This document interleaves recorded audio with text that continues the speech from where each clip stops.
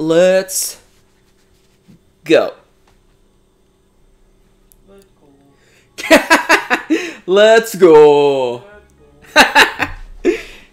Hey everybody, welcome back to the Writing Advice videos. I'm your host, and Karen, and this embodied voice from across the room. I'm back. I hope you didn't miss me too much. The end of the year break, I went off to do some very important things. I have a vlog coming up on Sunday all about that. But first, today we have a writing advice video and a question sent by one of my patrons.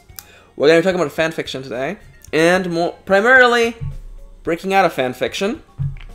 I've got a lot to talk about, so let's first and foremost start with my cat making noise. As always, I want to let you know that the following is merely just my advice, my opinion, and what works for me. Don't take it as gospel, instead take it as the ramblings of a silly person who looks a little bit, or rather precisely like this. Alright, everything's on the table. Now let's take it off the table.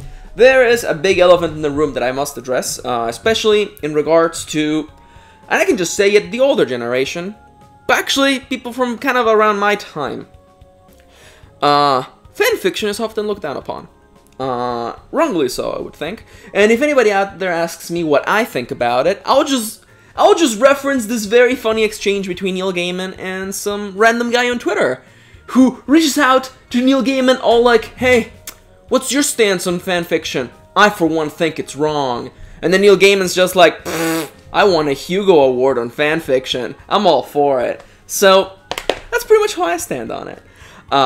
I think fanfiction's fun, and that's all that there's to it. So, now, with that elephant, is it still in the room? Did I get it out of the room? I thought the thing about the elephant being in the room is that you can't get it out of the room. So, now with the elephant fully acknowledged in the room, let's move on with the actual question of the day. Sky D. White, one of my longtime followers, left a question on my Patreon page and was asking about breaking out of fanfiction. They've been writing fanfiction for a long time, and they've been wanting to create an original idea for themselves. But they told me about their struggle trying to just create a story idea for themselves, and that they usually end up just writing fanfiction novels with the characters they know, with the world that they're familiar with, and that they find it very difficult. They explained, as well, that they don't do it for the exposure because they're part of a small fandom, and aren't we all? So it was not about exposure, and they wanted to hear my take and my advice for breaking out of fanfiction and writing your own original ideas. Now, why does this happen? I think, especially from some experiences that some of my close friends have told me about, I think that it's very comfortable to write fanfiction. Not only from a thematic point of view, because the audience knows the characters and you know the characters. If you are writing about Hogwarts, people know what Hogwarts looks like, and they know what Harry Potter looks like. You don't have to actually go out of your way to describe them. And that can be comforting and comfortable, and even, I don't want to say easy, but easier.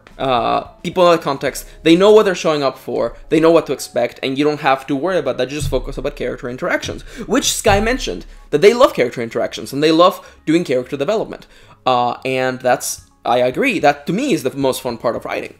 The most fun part of writing is just seeing the characters be themselves and interact with one another. As I've said forever, for me, the most fun in writing is just the cat jump. Are you okay, Yanto? Characters taking actions, making choices, and facing the consequences of both. That's the most fun time in fiction. So I completely understand the struggle. I understand Sky's struggles in regards to, you know, like having characters interact with one another, having those scenarios is fun, and it comes to you naturally, and you're writing and you enjoy it and you have fun, and that's great. How do you write your... I hope you could hear him going across the other side of the house. How do you write your own original stories? And I have a couple of ideas. This is not something that I've dealt with myself. I've dealt with one particular shade of this, but we'll get there in a second. First and foremost, because I find that it is daunting to create your own world, and it is daunting to create your own characters, and it is daunting to create something of your own. Especially if you're more of the newer generation and you're used to the trope culture and people just pointing out patterns wherever they see them, which is of course incredibly toxic to creating ideas, because you come up with something and someone tells you that it's something that has existed before, and it's annoying as heck.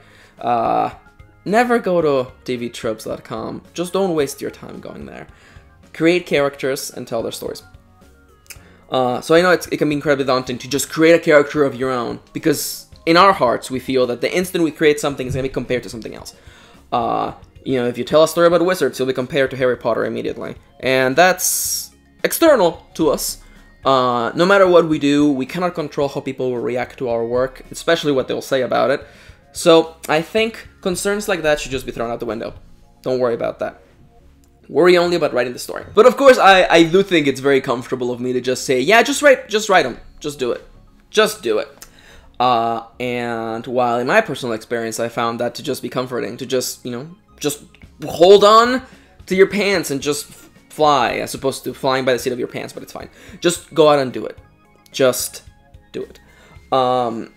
I know that while it was comforting for me, when I was given that advice, it's probably mostly useless to everyone else. So I'm going to tell you something that happened to me relatively recently. It's actually literally the last 2 books that I wrote. And follow me up on this, okay? Let me just hold your hand and follow me through. The last couple of stories that I've worked on have started not as a story idea that was 100% original. It started as character analysis of a character in fiction that I enjoyed. And as with anything else that I've ever done, the thing that I start out with ends up being something completely different at the very end. And it is because I embrace the fact that writing is the act of discovery, that things just change dramatically. I think, I am pretty sure, I am 100% sure, mostly because I can't even see the patterns anymore, that if I told someone, hey, this story was kind of loosely based on something else, and I wanted to see what this story would be like, they would go, wait, no, this character is not like that at all. And I would reply, yeah, it's not, because they changed over time. I think there's absolutely nothing wrong with taking inspiration from things and taking things as a kind of jumping off point.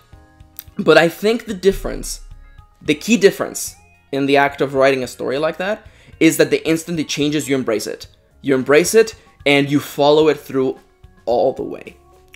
If you've seen my guide to how to plan a novel, I find that like starting a story with an inspiration bit like that, I want to write a character who is like this. I want to write a character who is like that, in a situation like this. It's never just, I'm going to write my own telling of Harry Potter. It's rather just, I am interested in a character who is like this. It almost feels, you could say, like a magic ritual. I want to summon a person with these characteristics. That's always how it's felt like to me, especially in the act of coming up with story ideas. Is like, I want a story idea about these 3 things, and through the act of imagination, we kind of come up with something, or we discovered something in the act of writing, and it's part of that. And I think what has helped me is to hold on to the things that excite me, because at the end of it all, these worlds that you come back to write fanfiction about, they excite you, and they're interesting. And while it may be comfortable to write fanfiction, because again, you don't have to worry a lot about description and about like describing characters, and you can just focus on the character interactions, which, let's be real here, it's the most fun in writing, at least that's what I think.